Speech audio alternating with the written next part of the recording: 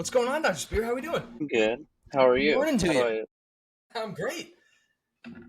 Hey, of Thanks for coming on. I love the hat. Stay positive. Yeah. course. There's always something positive and always something negative to any scenario. So you just have to choose how you want to interpret Amen to that. it.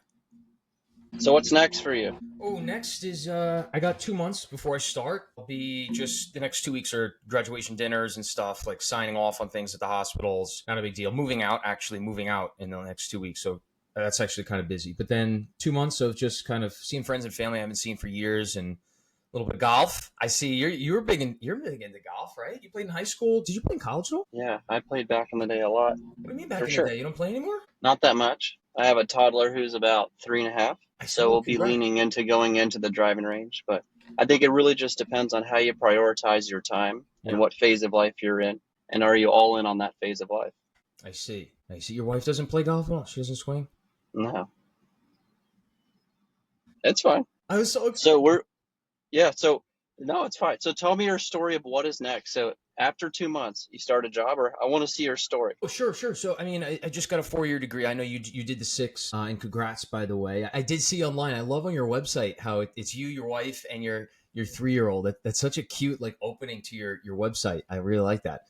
Oh yeah, Next thank you. 2 months, just getting some traveling in and stuff. But then I start in a private practice. It's a multi practice. He has about 6, 7 offices. It's owned by one guy, 6 associates. I'll be one of the 6 or 7. Maybe he might even have another couple coming. It might be 8 now because he's got a couple that can have 2 surgeons at once. The goal is it's a 2 year associate, but the goal would be to prove myself, prove my worth, hopefully bring something to the team as far as marketing goes, as far as cases and help the practice grow. I'd really like to get on a partnership track, but Where is this located? Long Island, New York. Trying to think where that is. Okay. Well, that sounds great. It's just outside of Manhattan. It's like an hour, hour and a half. But the Long Island, just next to New York City, next to Manhattan. For sure. I live under a rock. I understand. All I know is LIJ is something that comes to mind. LIJ, so that's Long Island Jewish Medical For sure. Center. Now it's Northwell, but that it's the same area. That's it, on Long Island. Yeah, just under Well, Connecticut. that sounds reasonable. That's nice to hear that. And he's privately owned. He's private. He is private. Yeah. Oh, thank God. All right, so that's great. So, I mean, if I had to give any advice for you for your first year out to help, really rocket yourself up, it would be your first year. I wouldn't judge yourself on like numbers. Mhm. I would judge yourself on rate of learning. So, in residency, you learn a lot and your rate of learning is pretty solid. But it's surprisingly interesting to see how many people just plateau, Mm. where as soon as they don't have to, they just become really average or mediocre and just don't care. But if you continue this, like that rate of learning that you had to do and apply it to just surgical skill, Mm. like how to talk to a patient, how to close a case, how to be able to do a case in a proficient manner where you're not stuck and you learn from something that took you longer, how to do implants in different locations that are tricky when people can't open wide, how to use guides, how to not use guides, whatever your Mm. flavor is. But if you continue that rate of learning, I would say chop your first year off as a fellowship into learning. Well, So I think a lot of people have noticed just chasing these really high salaries the first year out. I think that's like the worst thing you could do. I think the best thing you could do is probably what you're doing is go to a place where they're somewhat private and not big corporate owned and just learn as much as humanly possible. That's it. exactly. That's exactly it. And it is private, so it's not the corporate. Exactly what you said. Don't chase Nothing after wrong the. with corporate. There's really nothing wrong. Like it's not negative. I just am biased, so I love to see that. Yeah, no, I'm biased too, but I just had a conversation with someone yesterday, Austin, Texas, who was at like a Clear Choice, not a Clear Choice center, but it was private, that he was working with a prost and periodontist, and then they sold to a DSO and they closed. And, that's not the first time I heard that story. And it was, yeah, no, I mean, it happens. But yeah, the what you were saying about don't just fall for the high salary, the high base Yeah. salary. Oh I my went for God. percentage. I went for percentage. I really did. For sure. Oh my God. All right, what's else? So I got what are your goals? How can I help? So chop your first year up for learning. And then what's next for you? Do you have kids, wife, family, house? What's next? None of the above. Maybe wife in the future, and she's been with me since the last year of dental school. And she's in the city. She works. She's a lot smarter than me. She's fully remote, pretty much. So she could travel and work still at the same time. She's hopefully going to move out with me onto Long Island. My hometown is actually about 25 minutes from the office that I'm going to be working at. I got to deal one office. And so she'll move out there with me. We'll buy the house that I grew up in. It's my dad's house. He'll move out. I'll buy it over time. And that's the plan. Yeah. So some things for you to consider through your first year. Hmm. Have you heard of I think there's a book, I don't know, Stephen Covey. Have you heard of that fella? Stephen Covey, is that the white coat investor? Or? No, I don't know what book it was, or he's just an author of a book. But he always says keep the end in mind. So I think what I would want to do for you is challenge you to say, man, I'm done. But like, what's really my end goal? Yeah. Yeah. And the more vividly you define it now, even though it's dynamic and it can change, your next decision of what you want to do in life will be so clear. I think it's so common for people to not have something defined or painted, that they're just wavering around and not sure, and they think what they're doing is fine, but they just aren't defined of where they want to go. And when you're defined where you want to go, you know where you want to go all day, every day when you wake up. And then it's very clear what you have to do. So that's just something to think about. I like that. For sure. So try to think, and it doesn't have to be right. This shit adapts once you have a child. Oh God, once seriously. But it's important to have a direction. They have that airplane analogy. An airplane off 1 degree, it's a whole other country. Yeah, yeah. So like, get on course. Figure out where your course is.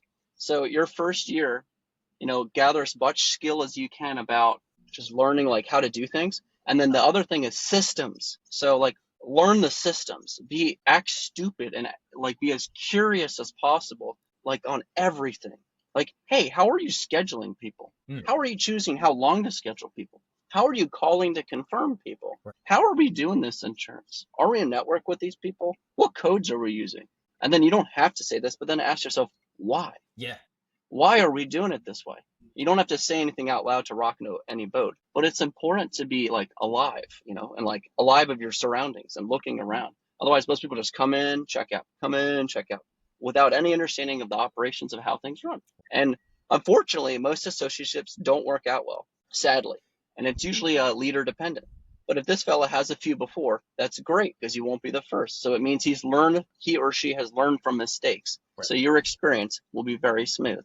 But with that in mind, I think, I wrote some notes for what I could do to help you. And what I wish I knew was earlier, or if I could tell my earlier self stuff, is to pay attention to systems. Because let's say this doesn't fit well and you go to another place. If you had paid attention to those systems, you could say, this is exactly how we did it here. It's a little bit better there. Or thank God we do it this way instead of that. What a great idea. We used to code like this versus that. Then all of a sudden, you just start stacking knowledge and learning and taking like best practices from different things. Right. Or if you ask your friends who are just graduating, just create a little text there to be extremely curious, non-judgmental. Say, hey, how are you guys doing things? And then ask yourself, why is it we do it this way? And what you'll find is in a place where you're going, where people are used to doing things their way, they're going to think their way is like the way to do it. Right. And what's interesting to me is that's a ceiling mindset. Like you'll never grow past that ceiling. But if you ask all these people across the country how they're doing different things and then kind of mold your own ball of best practices, you keep lifting that ceiling up. So that's something to think about. It all starts with just paying attention to systems and then having like productive conversations about systems with other people without any judgment on it. What system would you recommend, or was the first one that you started to look at when you started out in practice? Like after residency, your first system you were exposed to, where you're like, oh, and you were like, oh, hey, we can tweak this to make it better, or I need to learn this. You know what I mean? Like, yeah. I would say that the system that impressed me the most was this one guy who I think he had like 4 or 5 CRNAs on staff.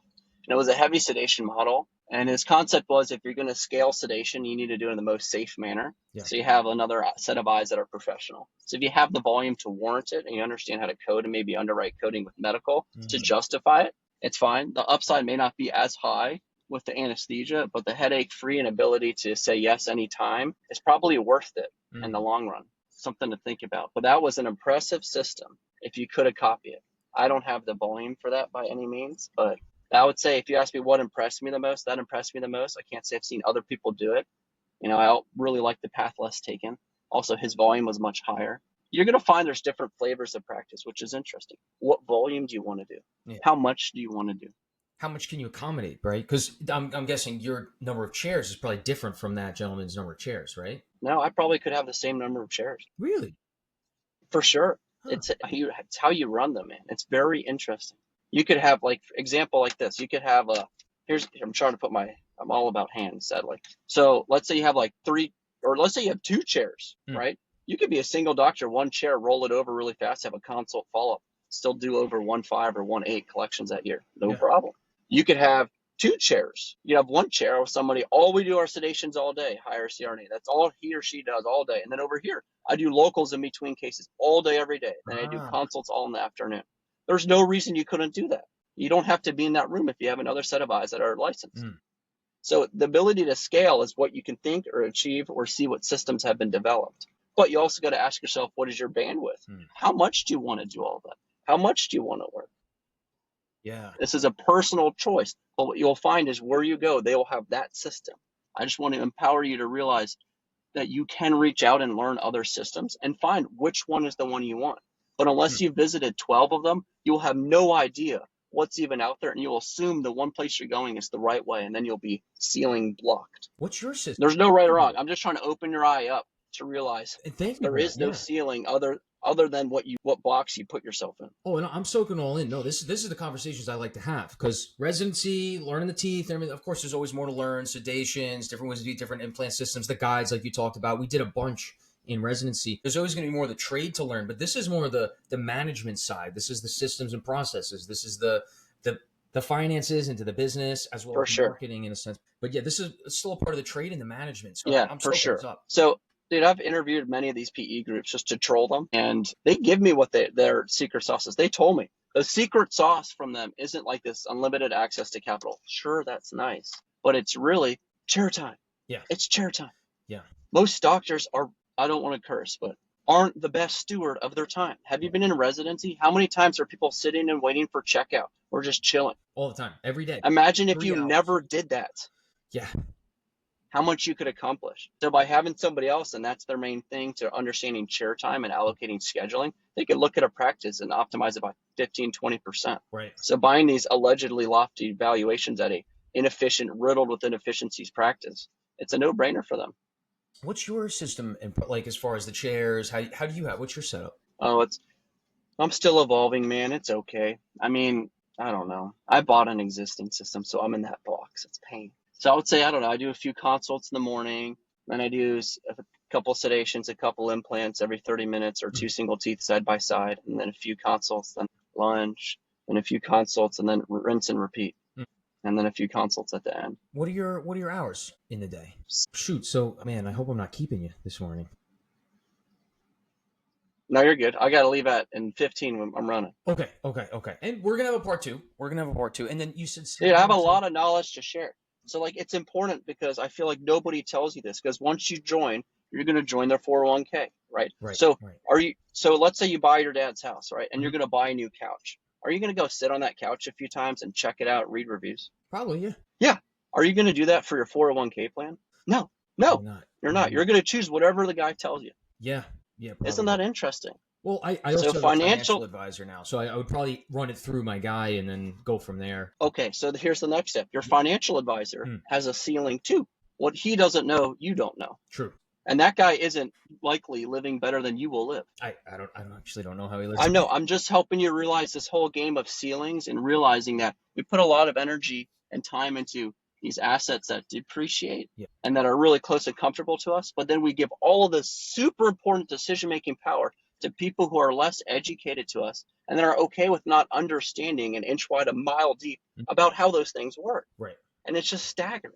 But if and when you do, you could use those tools and like jetpack it off this normal surface. So it's just something to think about for each of these things, to not be like rude or annoying to whatever group you ask, but to just try to lean in and learn as much as you can, and just ask yourself, did I learn enough, right? In OS, when you do oral boards, they ask you local, you got to go down.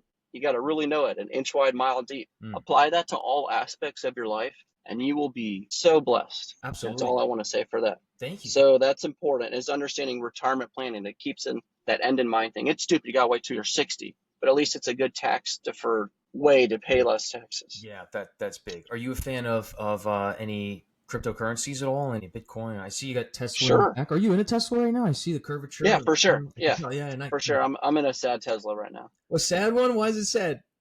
It's just a little one. It's a little Model Y. It's great. They're fast. They're super fast. And you know what? I think they're still good for the environment. Someone came up to me and said, "Oh, what do you think about the whole the lithium battery, the battery system that takes 2 years for the car to actually replace the." I think it's doing just fine. But any cryptocurrencies? Because a lot of people are telling me. I look into it. I have Bitcoin, and a lot of people have told me like there's another dentist who said to switch his 401k into an Ethereum ETF. I'm just curious if I don't know if you do any of that. Who said that? That was Pat the dentist. Yeah. Yeah, for sure. Doesn't Pat the dentist sell marketing or something? He does sell marketing. Yeah, yeah. So is he a full-time dentist or a full-time marketer? Full-time dentist, part-time marketer. Okay, so here's something interesting to think about. Yeah. You're going to find a lot of people have some success, and then they dabble into this next thing. They're going to dabble into this other thing. They're going to have this. They're going to have a coaching. They're going to have a small course. I'm going to empower you to realize, focus on your main thing. And if you give your main thing 120%, you will eclipse doing these small little side job things, unless you're structuring an entity to shield ordinary income to flow passive to offset it with the paper loss. Unless you're orchestrating that, you will eclipse your earning potential more than likely, focusing on your main thing. Okay. All of my friends own multiple practices, and if they all focus more time on their first one or two practices, they would have been further ahead if they could have told their future self. They all say it. But most common entrepreneurs get really excited about the uncertainty and the can I make this next thing happen? And it's just interesting to see. So I bet you Pat crushed it at us at Dennis. He loves marketing, probably did really good on Instagram. Then the algorithm changed. Then switched to TikTok. Now the algorithm's changing. And then you're going to find, is this really meaningful to life, me chasing all this stuff and all this social media, being on my phone all the time? Or is it helping people on an ROI I control and operate a small business and leverage it? That's a great question. Actually, and to answer that, he's been helping me out a lot. What I've been doing for the last year, we're trying to work on Facebook marketing to get more implant patients to the practice I'm going to actually start working at. And so he's been helping a lot with that. But I don't know what it is in the area. This is a system and process I'm actually working on with my girlfriend and our little team of marketing through Facebook ads to try and get implant patients to the practice. Sure. I totally understand. You're going to have a great lead gen, capture their info. Then you got to with a VSL with a good picture landing page, you. Then you qualify the lead and book them.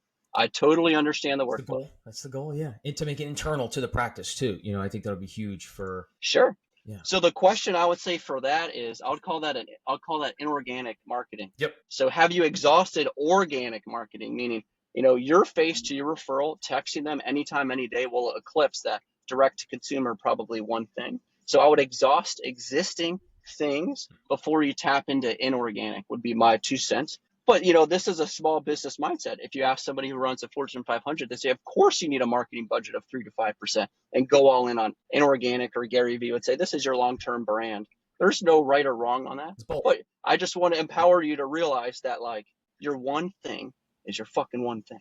And so many people get distracted, man. Yeah. And if you don't get distracted, you're going to crush it. I'm just telling you right now, if you don't get distracted and you just focus, you will crush it. Right. But most people get distracted. Most people don't give their spouse enough attention. They get a divorce. Most people lean into this. If you just fucking focused, you don't have to work that hard. You're going to make a lot of money, my friend. I hope you're going to do really well. Quality of life. It's the quality of life. Yeah. Yeah. That's what we hope for, right? Yeah. I just want to empower you though. Because trust me, dude, through my residency, I started businesses. I understand the entrepreneur, the pain points. I totally get it. I just want to let you know, your one thing is your one thing. And when you lose focus on something, it doesn't grow. So an analogy is you're watering your grass. You don't water that area of the grass, it's going to die. Yeah. So if you ever seen a guy juggling pins, all right, so let's juggle some pins. Your first pin is your family. Your second pin is your practice. Your third pin is personal health. Then you got golf. Then you got your marketing agency. Then your consulting. Then your small thing. At one point, you're going to fucking drop a pin, man. You are. And, some people say they're balls. And you don't know which one's glass. And when that ball that drops, the glass breaks, you can't fucking pick that one back up. And that's your family.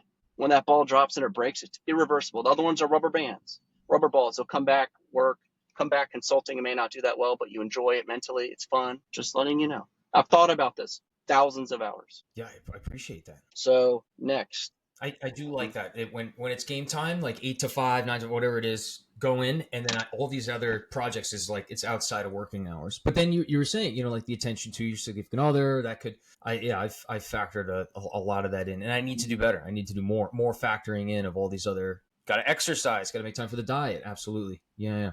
Yeah, I for guess sure. you would probably agree with this. What I did with the contract is he's got like 6 offices, but I signed in so that I'm only going to be at one office. So I'm minimizing Okay. all the going over here, going over there. I also have it factored in that because he is now a growing organization. I don't expect him to. I don't. He says he's not going to sell out or talk to another DSO, but I have it in He the wants to sell at some point. Anyone who owns a business builds it to sell. Just letting you know. unfortunately. Well, not Gary V, not Gary V, right? But Well, a small operator guy. The interesting thing is if you're an oral surgeon and you stay focused, you don't need to sell your practice, friend. right, If you right. if you understand capital arbitrage, investing in appreciating assets, live beneath your means, you could be work Real estate. optional very early in life. Right, right. And we could You grow don't into have to another sell your organization. practice. I hope he doesn't. I want to buy into it, into a partnership. I do have in the rules of my contract where on the, what is it, the talks of negotiate, what is it, letter of intent, I find out so that you got to Sure. be protected, When is that? When is the letter of intent? Yeah, when do you review the valuation, I guess? I mean, I don't know when I'll review the valuation, but whenever So they something to want to bring up to review. him after 6 months or a year saying, hey, Yeah. I really love this. I'd love to buy in. Is there any way we can just scratch the surface to review what a potential valuation would be? And That's then great. sometime, Yeah. After a year and a and half, that is the plan. yeah, for sure. And he'll say, of course. And then you'll surface it again. And you'll find some people are more generous than others. And then, you got to ask yourself, what do you want to buy in at? That's a whole nother conversation. There's no right or wrong. It's how you view it. Right. Like some people say I paid a premium and be upset. Some people say I paid a premium and I'm the happiest boy in the world. So it depends on how you view on it. Is it your own practice? That's your own spot? Yeah, I own a practice. Congrats. No, that's huge. That's like the dream. No? Sure. You could say I'm living the dream for sure. Would you say you're living the dream? Yeah, for sure. Every day. Excellent. I mean, you got a beautiful family there on the cover of your website. I love that. Yeah, for sure. I could go in deep. I'm very happy, and that's why I'm willing to do this with so much positive force Yeah. because I'm filled with goodness inside and I want to share it. And I'm not trying to be about me. That's why I want this to be about you. Reference group. This is the last point we'll make. Sure. At your age, you have followers. So what's interesting is you could leverage that to talk to people that maybe normally would not want to talk to other people. Mm. And in those moments, I would empower you to ask them strategic questions about systems. And I think the 2 or 3 most important questions you could ask successful people is, hey, if you were in my shoes now, what would be the one thing you would have done differently? Yeah. And then the other one is, hey, from a tax standpoint, what would be a one thing you would have done earlier on to change, your investments or tax basis? And people will tell you, and just listen. And then I'll try to tell you to do this to 50 people, not just like 2, 50. And then you're going to be very far ahead because most people don't even think to ask this, nor do they have the ability to leverage who they are, perhaps, to then have access. What would your answer be to those 2 questions? For what would you do differently earlier on? I don't know. I think you have to define your vision. So if your vision is full scale practice, brother, you got to find a full scale practice. Don't settle. Don't be a little bitch. That's what you want to do. That's what you want to do. Yeah. If your goal is to be work optional as early as possible, find the highest cash flowing practice you can, buy it, run that cash flow, and get your cash flow. Put that money into appreciating assets. What is your goal? So define your goal as early on, and then you'll know that next decision what it is. If you're unsure, then dabble a little bit. Work somewhere where you get exposure to areas that you're unfamiliar with, maybe a full arch center if you haven't done a lot. And then another 2 practices to see their different models of how they do sedations and how they manage patients and how they schedule patients, same day, not whatever. So then you have your own kind of wash of flavors of systems. Then you can choose how you want to do your own, And then from an investing standpoint, I'll say understand your 401k structure for sure. And if you can own, there's other ways to put away a lot more than 23.5, which you're maxed at. 23.5. I just want to say, you went through oral surgery. Would you say that's an average experience, or you got to be an above average person? Above average, 100%. Exactly. Yeah. So it's funny for me to see all these people go to these practices or whatnot, and then they're willing to just take an average 401k of 23.5. You're so much further ahead than average. Somebody just needs to remind you that. So keep pushing the envelope. Why settle at 23.5 per year? Why? Why not 200? How can you get to that 200 per year into your 401k? You have to own a practice and there's trust me, there's ways. There's an inch wide, mile deep.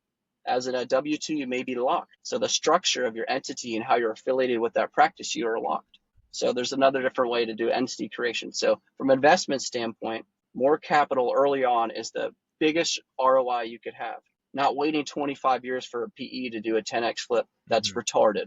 It's your time in the market. Something will double or something in 7 to 9 years or 8 to 10 years. Yep. So maximal cash early on is a good old school way to have. So an example is if I put money in my Roth for my son at $7,000 a year, and I just do it every year, and it grows at 8 or 10%. That's it. The stock doesn't move in price. It just grows at 8, or sorry, it has a dividend, let's say, of 7 or 8%. It doesn't grow in price, so assume it never does. The math is like somewhere between 30 and 40 million at his age of 60. Right, right. Yeah, but the moral of the point is you don't need massive appreciation. What you really need is that Darren Hardy compound effect, just time in the market. Mm-hmm. So your age is your biggest asset. The fact that you did a 4-year, not a 6-year, is incredible. You have 2 more years for time in the market. That's right. That's right. Okay, so start seriously that 401, start the IRA as quickly as possible. That's something I have to do. I mean, your first year, I wouldn't focus on all this extraneous stuff. Your first year should be all in on surgical skill, figuring that shit out. And then after that, you should say, oh my God, I'm going to amass some capital. Now I need to go all in to figure out how do I preserve my capital and allow it to appreciate. So just step by step. I'm not trying to distract you. I'm just trying to say if I had to give some advice for tax basis is max out tax deferred, max out backdoor Roth, and invest in other things that have tax, favorable events such as like real estate. The cost seg analysis is going to go up with the Trump thing being 100% versus the 40. The 40 was rough, something like that. Right. Yeah, that makes sense. I appreciate that. And what are your thoughts on the boards? Because that'll be in 8 months from now. When you're ready, come grab me. I did this group with my friends. We went over cases. I recorded things. Be happy to share. And I'm an average person, man. I'm not the smartest oral surgeon. I was not. People looked at me like, oh my God, he's not the greatest oral surgeon. I wasn't the most, I want to do all these crazy big surgeries. I wasn't. But I knew enough, and I'm confident at what I do know, that I passed. So if I can pass, you can pass. I'll be happy to share that information. Thank you. Yeah, I would be taking it. What would be January? Just want to reassure you, don't think it's too scary. It's the one of my questions is because I do want to start the family, the house, and stuff. And I mean, it is just 6-7 months of studying, I guess. But I don't know. I'm a little concerned with the time. I don't know. What am I going to do with that board certification? I mean, it's really just a leveling playing field of everyone else, but it's really not. To me, I don't understand. I can't remember somebody who came up and said, hey, I looked, you're board certified. Thank God I came to you. What a fucking joke for my practice. If you want to be a part of a hospital, you have to be board certified because all these other surgeons are board certified. And I don't. But if you look at endo, the board certification is low. I'm not advocating not to do it. You're so intelligent. You could do it. You should do it. Pay your dues, whatever. But from an ROI, from a hardcore business, I don't think people even know. They'll come with you either based on their insurance or the guy's goodwill he's built. Yeah. Do you think is it beneficial with like malpractice or, like lawsuits against malpractice or something? If it, I forget if it was like Omsnick or MedPro, where I don't know if they mentioned that if you're board certified, it could help potentially with cases. I don't know. Sure. That could be pennies on the dollar. It could be a couple thousand a year. That's pennies. The reason why I asked you that, like genuinely, is because that was one of the things you mentioned is you got to eliminate these distractions. And I'm a big believer in eliminate distractions. Now, board certification, that's why I don't know. Is this a distraction? Because I want to grow the practice. So here, when I look at you saying that, I'm going to think, if you're afraid that you cannot pass, I want to empower you. You will fucking pass. That's not even if you don't know anything. I just want to say that you will pass. All you got to do is do 8 to 9. That's what we did on a Saturday or Sunday every week. 8 to 9 after your family goes to bed. Spend some off-hour times with another buddy or two. I'll send you some videos I watched, and then I'll happy to do this with you, and you will pass. Done. It's just money out of your pocket. Yeah. My perspective on this is goal setting. If you choose a goal and you then say, how can I structure it so I do so much work for this, it's unreasonable not to pass. That will be the info I share. And then it will be unreasonable for you not to pass, and you will pass. And then you say, shit, why don't I apply this to fucking all aspects of my life? And you're thinking, man, I should. I'll apply this to my 401k, understanding it. I'll apply this to appreciating assets. Oh my God. I'll apply this to the tax code. And then you start questioning all these people that were your advisors, because now you have like a different understanding of what you could learn. Yeah, trust me, it's a great exercise. I like that. When can we get started? Your thing is in February. Just chill, enjoy life. In like 2 to 3 months, reach out about it. That would be my advice. You don't have to start now. It won't move the needle if you don't do it for a month or two. It won't move the needle. So say September maybe? I would say start reading lightly now, slowly, that board book, and then put on a document areas of like, man, I'm really weak here and I'm afraid. Just say it. I'm afraid of these areas. Write them down. And then in August, reach out. Okay, perfect. Start work practicing in the middle of August. And yeah, I think it's like January or February probably January. That's when the exam is. And no, I'm not really worried about passing. I don't know. It's just a question of. I'll be honest. I was. I came from a program where there's a history of not passing grade. We never had a World War mocks. I Didn't didn't either, get a lot of exposure to a lot of different things. yeah. And nobody handheld me. So of course I felt like I was going to fail. And, I'm in a practice that was above average. So I was thinking, why do I even need this? But I promise you, if you put in the effort and work, you will do it. You'll pass. And then no more exams ever again. Yeah. You're at the train area. Are you Oh, yeah. Do you work in the hospital at all? Do you have hospital privileges? No. Yeah, I do have hospital privileges, but I'm not in there. Yeah. Do you take call at all? No, I don't want to take call. I don't want to do that anymore. I don't want to go in the hospital. Dude, I know I have a vivid vision, and that's not part of it. It's not exactly. I agree. It's not part of it. Choose your vivid vision, and then anyone else who says anything is a fucking distraction. Ignore the noise. Choose your vision. It doesn't have to be other people's vision, and that's fine. Good. One of the visions I have is to continue, say, podcasting, content, practice, and getting everything and giving everything into the practice, but also adding on the studying for boards on top of that. That's kind of where I'm getting. There's a lot on the plate. I don't have a kid now. There's not a lot of plate. Wake up early. Doable. Read an hour, then read right before bed. No TV. I could do that. Yeah. You'll pass. Cut out the noise. I'll do that. So yeah. We'll chat. I promise. In You'll August. pass. We'll chat in August. For sure. And then in August, we'll talk about other stuff. I'll tell you my story. I'll go over how to build a reference group. We'll talk about, banking, how to get loans, private equity, my thoughts. And then we can talk about crypto stuff too. That'd be excellent. Did you do USMLE tutoring in the past? Yeah, for sure. I coached over like 1,200 students in med school. Wow. 1,200. That's a lot. So you have a big experience with tutoring and stuff. We're just coaching people. That's what I'm trying to do here. How can I help you too? What's your vision as far as? Nothing. Help me spread this knowledge to your fellow friends so they can all level up. We should do a series where it's like once a month or once every something where we do an hour and we chat into the different topics. That could build into like chat. The series could be like almost different chapters. Yeah. So you could do this. Take your life offline to online. So these interesting things you're experiencing through the practice, we could chat about it. I could give you my 2 cents. We could just soundboard it. That would be great. And I think a lot of people would help from that, especially while you're getting going in practice and summarizing stuff from residency, translating that into a private practice or, practicing surgeon. Yeah. What time do you have to go? Yeah, don't worry. I've had a lot of pain, man. I'm just not afraid to share that I've made mistakes, I've failed, and what do I have to lose? You only live once. That's right. I got a question for you. I know you got to go. But I do. What's your biggest failure that you would talk about? Probably not giving my sisters and my family enough energy or time, especially during residency. During residency. Yeah. Yeah, I let residency cripple my life of what I could or could not do or how much time I could give. And you got to realize, when you die, no one from your residency is fucking coming to your funeral. No, but your family is. So realize that, if somebody's not coming to your funeral, don't care what they think, man. It doesn't matter. Yeah. So if I literally froze my life for 6 years to go all in on this residency, and then I missed so much of my family life. So I have regret on that. Could you have taken more time out from residency and put it into family life, personal life, friends? So for sure, you're cookie cuttered into not having so much flexibility. Right. So I don't know if it was in or out of my control, but I'll still take the blame that that's a failure point on me. Even if it's out of my control, the trick is always take the blame. So I'll take the blame. Okay. Accountability. That's true. That's a good trait to have for sure. Just there's only so much you could do in residency, not as an excuse, but just as in residency. If you're in 24 hours on a I know, but then you find somebody who's doing all this stuff for their family, and these other residents look at them as weak. You're thinking to myself, what fucking culture is this? Nobody cares more than your family. Isn't that crazy? It's crazy. Yeah, for sure. I don't want to dog or be negative, but I think it's important to focus on those other people who will be there in your worst times. All right, I got to go. See you, dude. Crush it. Thanks for coming on. Of course.